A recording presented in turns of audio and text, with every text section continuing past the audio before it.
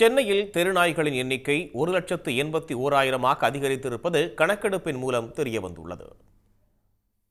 சென்னை மாநகராட்சியில் கடந்த 2018ஆம் ஆண்டில் தெருநாய்கள் கணக்கெடுப்பு நடத்தப்பட்டது.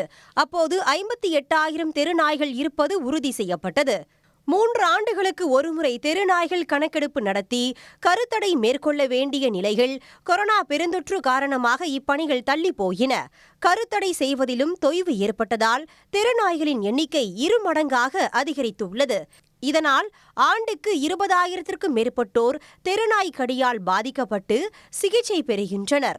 இந்நிலையில் உலகளாவிய கால்நடை மருத்துவ சேவைகள் நிறுவனத்துடன் இணைந்து சென்னை மாநகராட்சியில் உள்ள தெருநாய்கள் கணக்கெடுப்பு பணி மேற்கொள்ளப்பட்டது.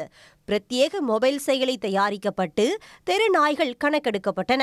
கணக்கெடுப்பு அறிக்கை சென்னை மாநகராட்சி மேயர் பிரியாவிடம் சமர்ப்பிக்கப்பட்டுள்ளது.